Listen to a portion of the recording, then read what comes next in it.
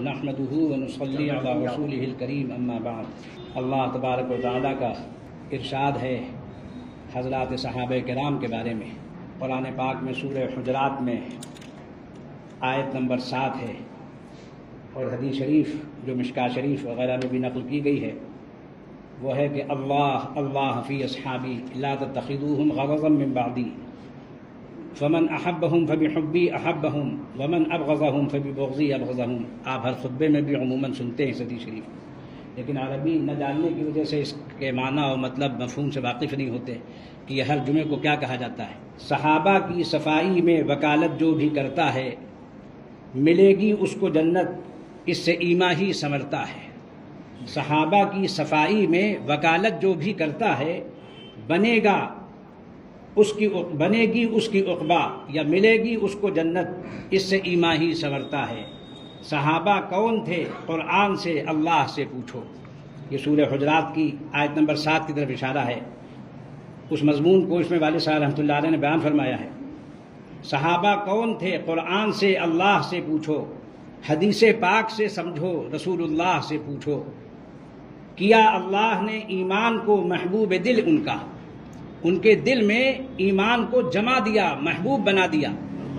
آج تک ان کی مثال نہ پیدا ہوئی ہے نہ پیدا ہوگی۔ کیا اللہ نے ایمان کو محبوب دل ان کا مزین کر کے ایمان کر دیا مرغوب دل ان کا، بٹھا دی ان کے دل میں کفر سے عصیان سے نفرت، جما دی ان کے دل میں فسق کے طغیان سے نفرت۔ یقیناً راہ یاب حق وہی ہیں راشدوں، دیکھو اولئک ھم الراشدون۔ اللہ تعالیٰ فرمائے یہی ہیں صحیح معنی میں کامیاب ہونے والے۔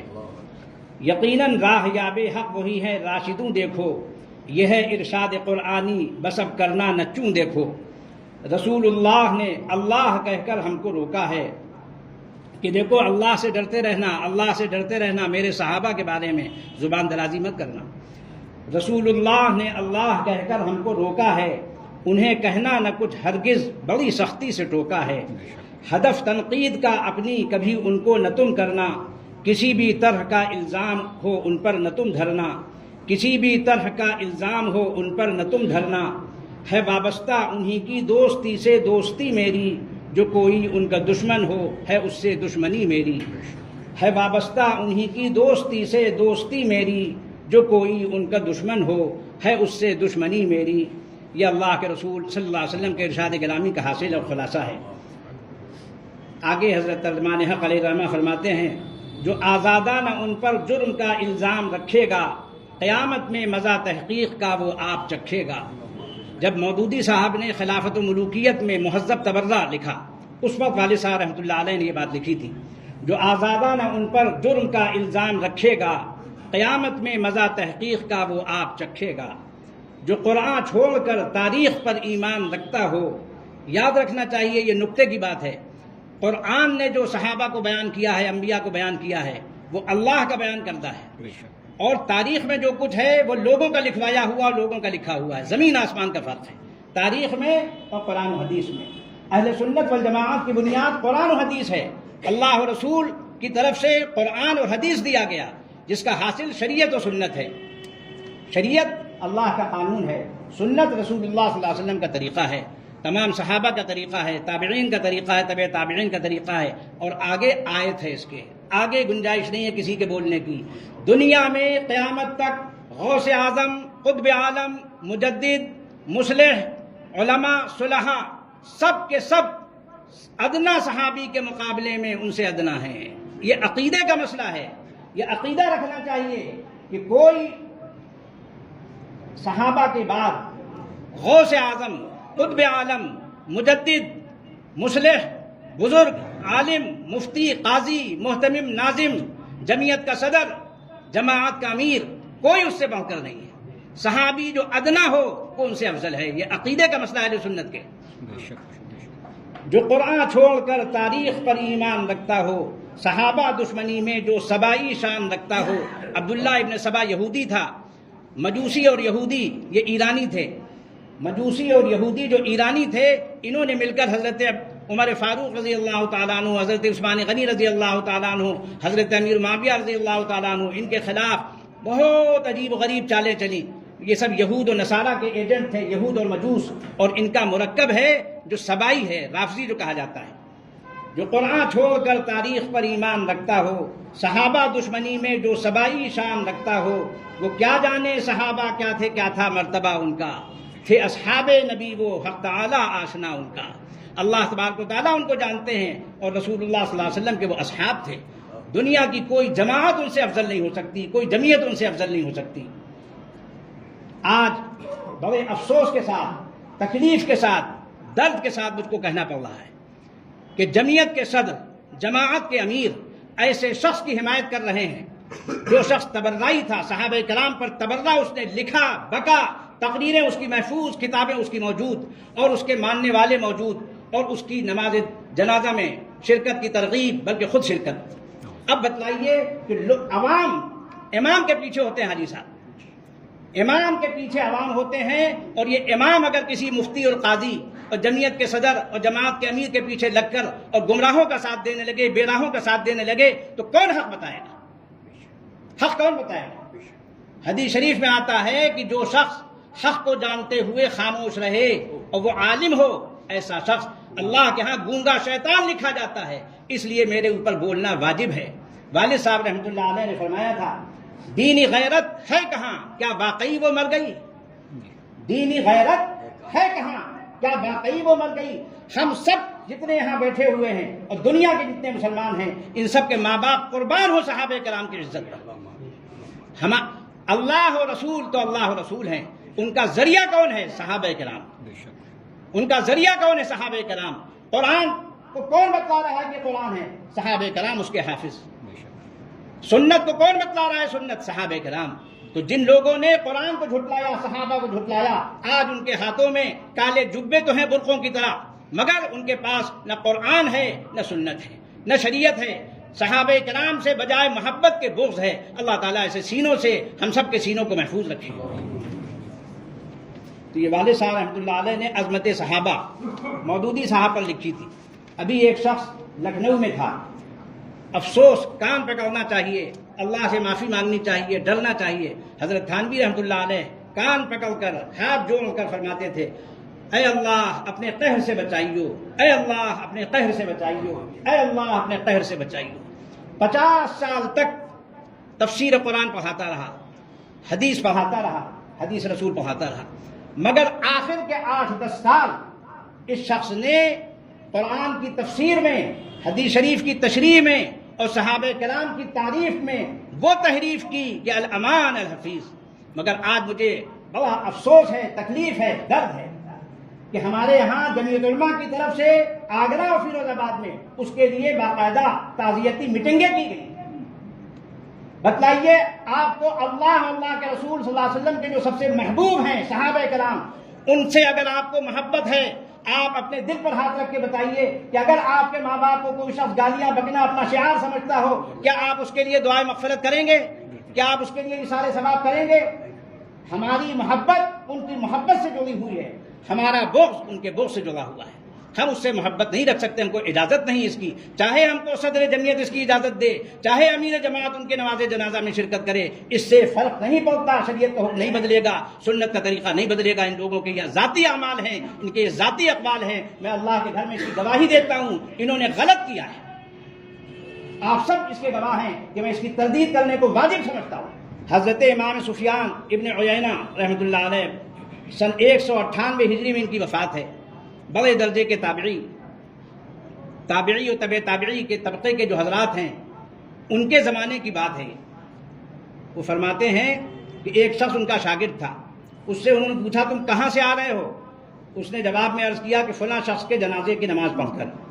یہ سن کر امام سفیان ابن عیینہ نے ناراضگی کا اظہار کرتے ہوئے فرمایا کہ میں 1 سال تک تمہیں کوئی حدیث رسول نہیں سناؤں گا۔ اپنے شاگرد سے فرمایا کہ میں 1 سال تک تمہیں کوئی حدیث رسول نہیں سناؤں گا، پہلے اللہ سے معافی مانگو کہ دوبارہ ایسا نہیں کرو گے۔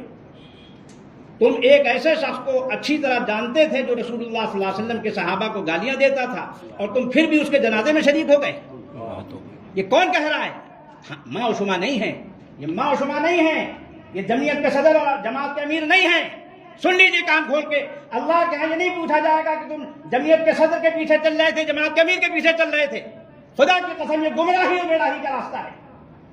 اللہ نے جس راستے کو صحیح بتلایا ہے وہ قرآن میں ہے، رسول اللہ صلی اللہ علیہ وسلم جو صحیح طریقہ بتلایا وہ سنت ہے، اور اس کا واسطہ قرآن و سنت کا صرف اور صرف صحابہ کرام رضوان اللہ تعالی علیہم اجمعین ہے۔ آج ہم ان سے دشمنی کرنے والوں کے ساتھ دوستی کر رہے ہیں۔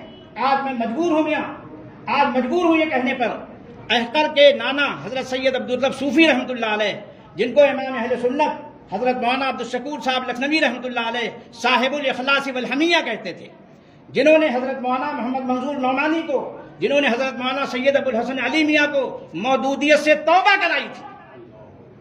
سن لیجیے کان کھول کے، میں نے آج تک اس مضمون کو بیان نہیں کیا تھا۔ وہ حج سے واپس آ رہے تھے مولانا سید ابو الحسن علی میاں ندوی رحمۃ اللہ علیہ، نانا میاں مرحوم اناؤ اسٹیشن پر ان سے ملنے گئے، وہ حج سے واپس آ رہے تھے، اور کہا کہ جو شخص صحابہ کرام پر تنقید و تبرہ کرتا ہے، خواہ مہذب زبان میں کرتا ہے، اس نے خلافت و ملوکیت لکھی ہے، اور آپ اس سے دوستی نبھا رہے ہیں، یہ مداہنت فی الدین ہے۔ اللہ کے ہاں اس پر مواخذہ ہو سکتا ہے، لہذا ان سے بیزاری ظاہر کرو۔ جب مولانا علی میاں نے کتاب نہیں لکھی فوراً، تو ان کی والدہ کو خط لکھا نانا مرحوم نے، اور ان کے بھانجے مولانا سالم صاحب رائے بریلوی نے مجھ کو سنایا کہ حضرت صوفی صاحب نے وہ خط مجھ سے بھیجا کہ جا کر مولانا علی میاں کی والدہ کو دے دینا کہ یہ صحابہ پر تنقید کرنے والے، تبرہ بکنے والے سے دوستی گانٹھے ہوئے ہیں، اس سے توبہ کریں، براءت ظاہر کریں۔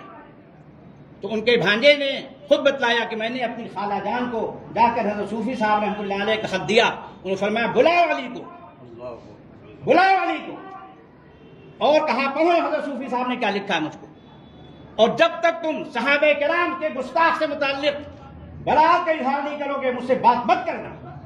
یہ تھی والدہ جنہوں نے مولانا علی میاں کو علی میاں بنایا تھا۔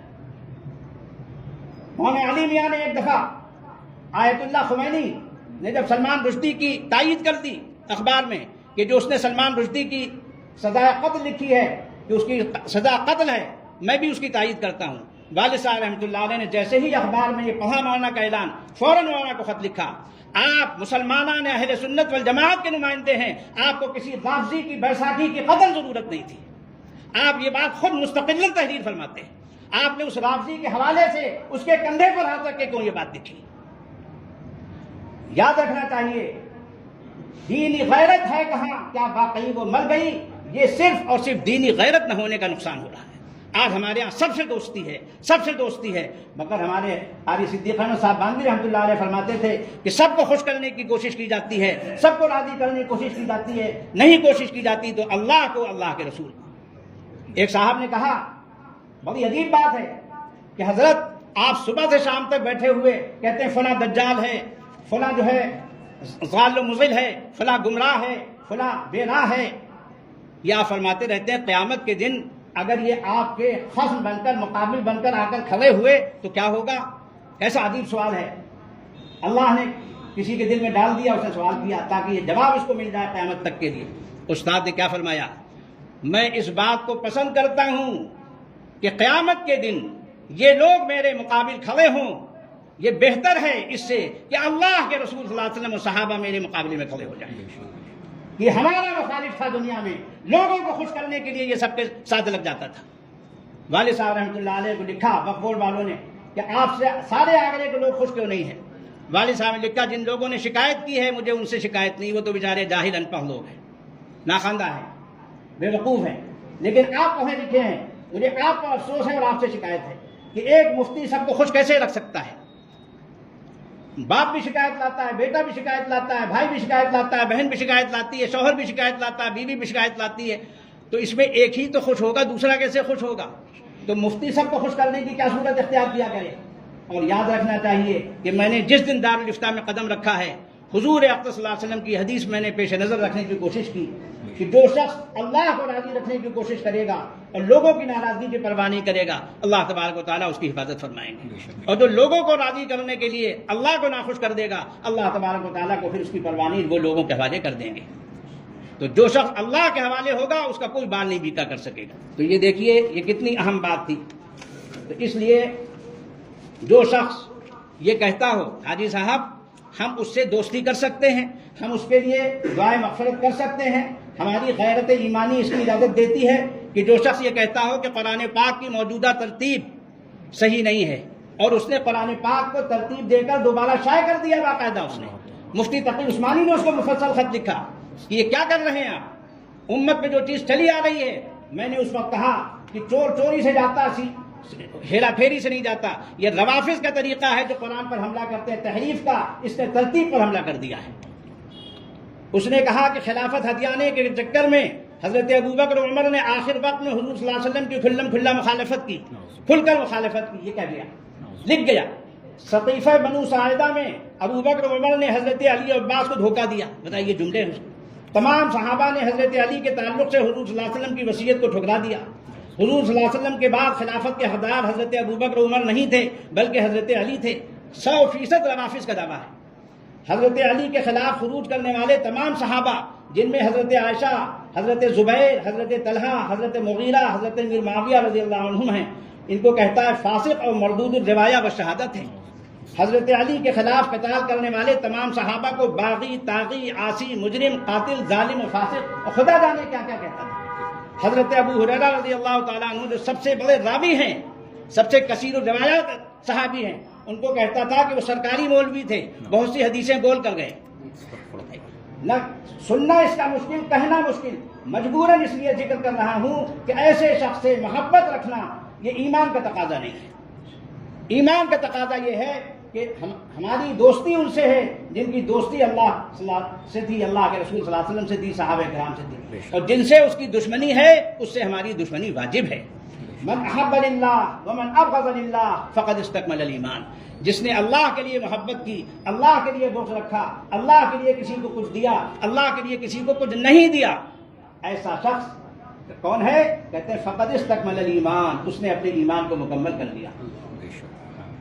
کہتا تھا کہ چند سابقین اولین اور خاص صحابہ کرام کے علاوہ باقی سارے صحابہ مشکوک و منافق تھے. دو باتوں تمام صحابہ مخلص نہیں تھے. اور نعوذ باللہ مجھے تو کہتے ہوئے بھی بوجھ ہوتا ہے حاجی صاحب، حوض کوثر سے بعض صحابہ کو بھگا دیا جائے گا. ہر صحابی کی عدالت کو اسی طرح چیک کرنا چاہیے جس طرح بعض کے لوگوں کی عدالت کو چیک کیا جاتا ہے. بتائیے، یہ سب کے جج بنے ہوئے ہیں. اور یہ نتیجہ تھا اس کے ایک استاذ کا، عبداللہ عباس بہاری ایک تھے، وہ کہا کرتے تھے کہ فتح مکہ کے وقت جو لوگ مسلمان ہوئے وہ استسلام تھا، سرنڈر ہوئے تھے، حالانکہ قرآن نے ان کی شہادت دی ہے. فتح مکہ سے پہلے اور فتح مکہ کے بعد مسلمان ہونے والوں کی شہادت اللہ نے دی ان کے مومن ہونے کی. ان کے استاد حضرت مولانا حکیم محمد اسحاق سندیلوی رحمۃ اللہ نے فرمایا تھا کہ جب یہ پہنچا تھا عبداللہ عباس تو میں نے اس سے کہا اپنے ایمان کی خیر بناؤ، تم صحابہ کرام کے ایمان پر حملہ کر رہے ہو. یہ اس کا شاگرد خاص تھا، اور وہ مودودی سے متاثر تھا اور مودودی خمینی سے متاثر تھا. ہر ایک کی ایک سند ہوتی ہے، یاد رکھنا چاہیے. آج میں نے مجبوراً اس کی سند بیان کی ہے. اور یہ شخص اس خاندان سے تعلق رکھتا تھا جو منصور پور کا رافضی گھرانہ ہے، آج بھی رافضی ہے، میں جانتا ہوں. میرے ایک ہمزلف اسی خاندان سے تعلق رکھتے تھے، سادات میں سے. انہوں نے بتلایا کہ ہمارے 5ویں دادا حضرت مولانا محمد قاسم صاحب نانوتوی بانی دارالعلوم دیوبند کا بیان سننے کے بعد طائب ہوئے تھے اور مسلمان ہوئے تھے. یہ ان کی اولاد ہے.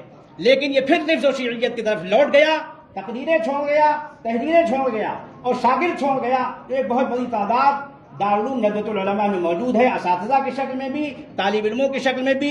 وہ ہمارے قاسمیوں اور مظاہریوں کو بہکا رہے ہیں، جمعیتیوں کو، جماعتیوں کو بہکا رہے ہیں. معاف فرمائیے گا. ورنہ ان لوگوں کے صدر کو اور امیر کو وہاں شرکت نہیں کرنی چاہیے تھی، نہ شرکت کی ترغیب دینی چاہیے تھی، نہ اجازت دینی چاہیے تھی. یہ انتہائی بے غیرتی اور بے حمیتی کا فیصلہ انہوں نے کیا. یہ تو بڑھاپے کا اثر ہے، ہم اس کے علاوہ کوئی ان کا عذر نہیں سمجھتے کہ وہ بڑھاپے کی وجہ سے ان کو یاد ہی نہیں ہے کہ وہ کیا کہہ رہے ہیں. ایک طرف کہہ رہے ہیں صدر جمعیت کہ وہ اہل سنت والجماعت کے طریقے سے ہٹے ہوئے تھے، ایک طرف کہہ رہے ہیں کہ وہ ان کے مخالف تھے، ایک طرف کہہ رہے ہیں وہ حضرت امیر معاویہ کو برا کہتے تھے، ان کے بارے میں وہ بدعقیدہ تھے، بد اعتقاد تھے.